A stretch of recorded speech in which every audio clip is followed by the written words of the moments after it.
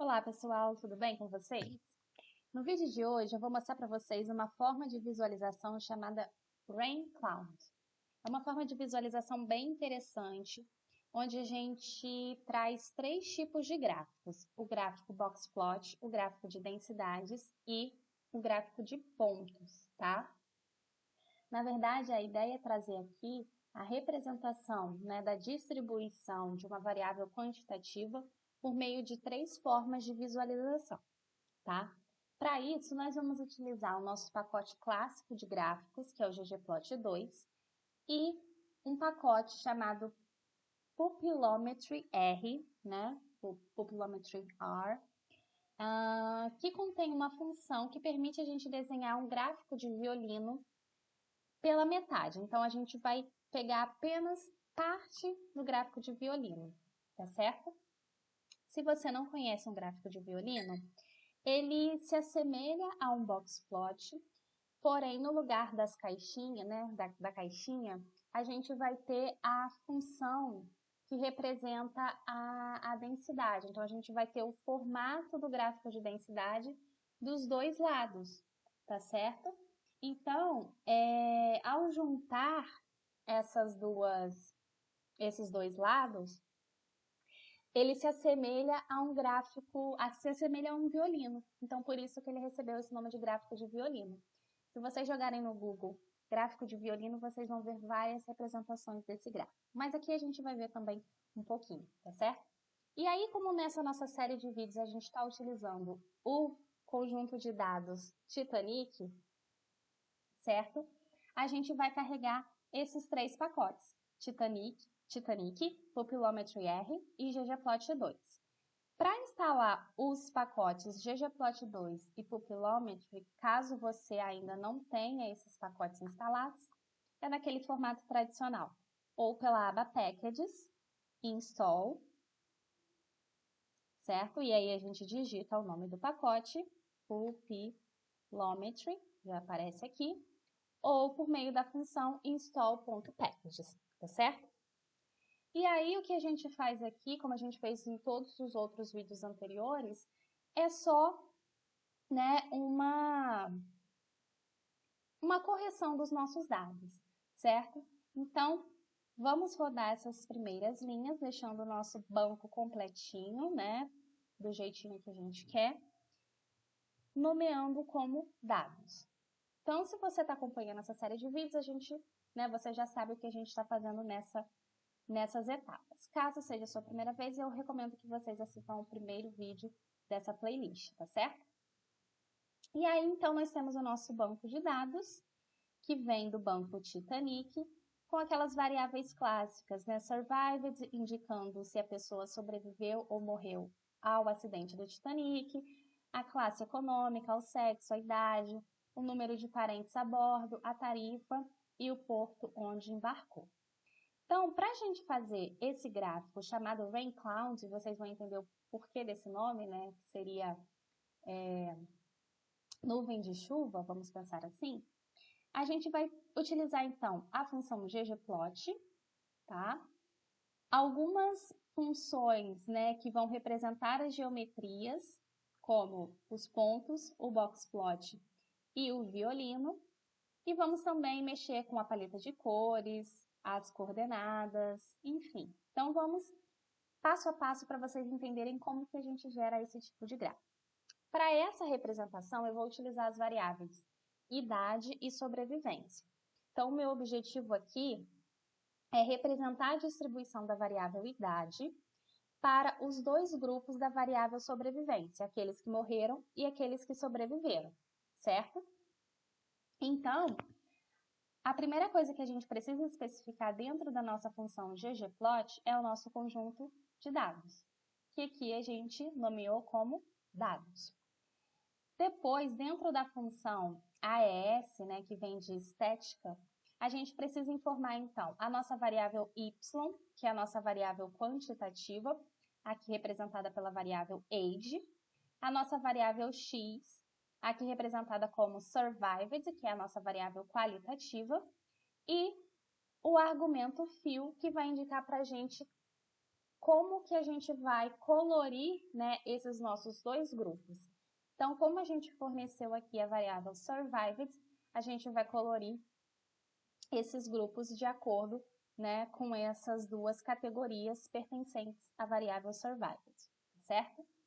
E aí, logo em seguida, a gente está especificando aqui a função geom_flat_while.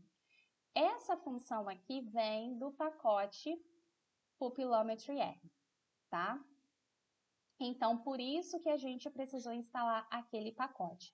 E ela vai permitir a gente fazer, então, metade desse gráfico de violino. O gráfico de violino aqui, na verdade, vai ser, né, o nosso gráfico de densidades, tá certo? Então, a gente vai pegar metade do gráfico de violino, que vai ser esse gráfico de densidade. E aí, a gente está colocando aqui como argumentos, né, position, indicado pela função position_nudge, que é para trazer essa ideia de movimentação tanto no eixo x quanto no eixo y, tá certo? E o argumento aqui alfa, que eu estou especificando como 0,8, para indicar a transparência da cor. São argumentos não obrigatórios, tá? Então, se eu não quisesse informar esse posicionamento e essa transparência, não era necessário.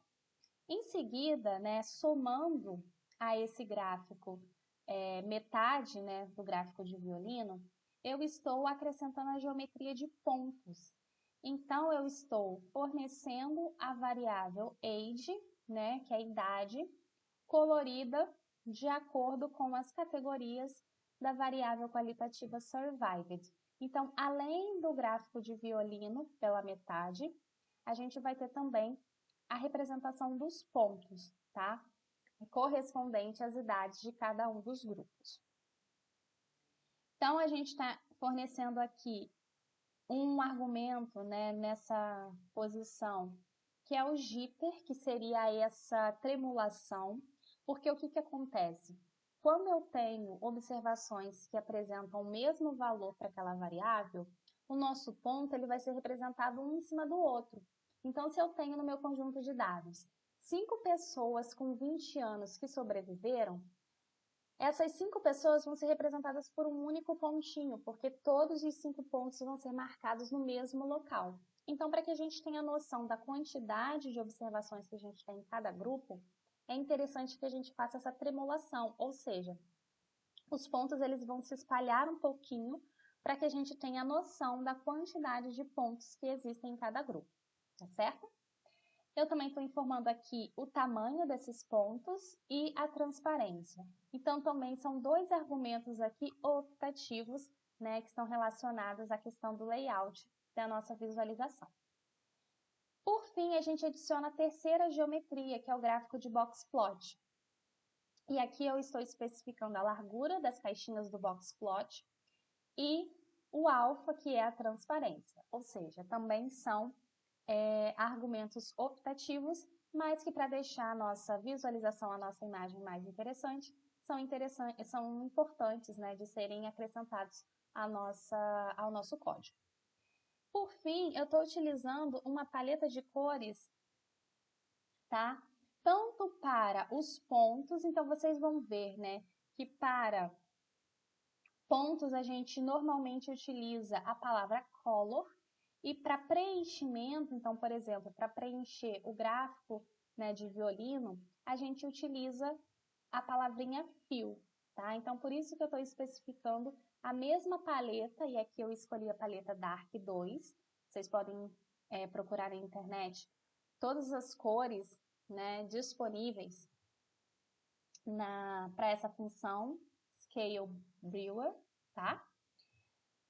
Estou acrescentando também à nossa geometria aqui, ao nosso gráfico, uma mudança, né, uma troca das coordenadas, ou seja, eu vou jogar o eixo X para o vertical e o eixo Y para o horizontal, tá certo?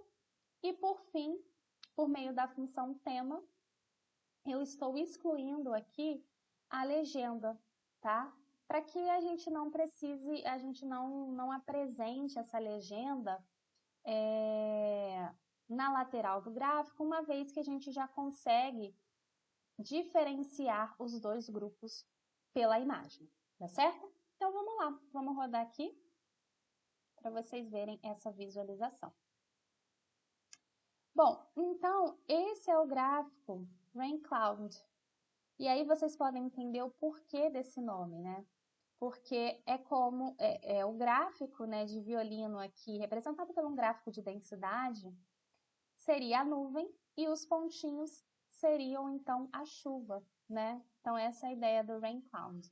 E o que a gente pode observar aqui no nosso gráfico? A gente tem, então, o box plot, que traz aquelas medidas importantes como mediana, tá? Mediana, box plot não traz informação de média, é mediana, que é essa linha localizada dentro da nossa caixinha. O primeiro e o terceiro quartil, certo? Então, aqui, primeiro e terceiro quartil. E também, se existir, a presença de outliers. Então, a gente vê aqui outliers, representados por esses pontinhos cinza, tanto para o grupo em que sobreviveram ao desastre, né, representado aqui por survivors igual a 1, e para o grupo que não sobreviveu ao acidente do Titanic. Então, além do box plot, que traz essas medidas importantes, a gente consegue ver, então, essa curva, né, esse gráfico de densidade, que traz a ideia para a gente, né, de como os pontos estão distribuídos, além, né, da representação dos pontos por meio da função jitter, separadinhos. Então, a gente consegue ver, né, quantas observações estão possuem aquela mesma idade, né? Então, esse gráfico ele tem sido utilizado por conta de trazer mais informações para a nossa visualização, tá certo?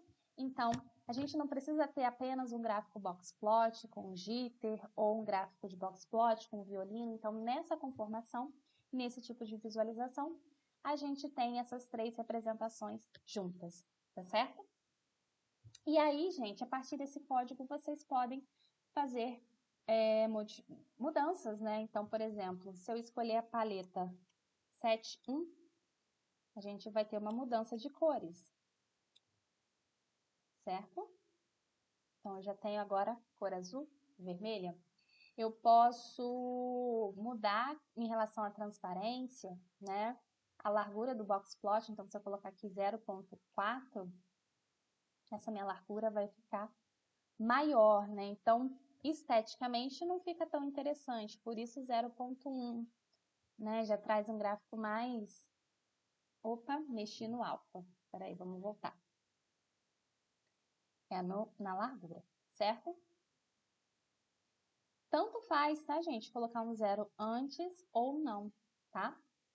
Então, tanto faz. Então, essa era a visualização do dia, tá? Desse vídeo. Espero que vocês estejam aproveitando esses vídeos. E aproveitem, então, para gerarem outros gráficos, né? Se vocês estão acompanhando, então, esses vídeos, testem esse gráfico com outra variável qualitativa e com outra variável quantitativa, tá certo? Para que vocês possam, então, aproveitar o código. Então é isso, pessoal. Até o próximo vídeo. Tchau!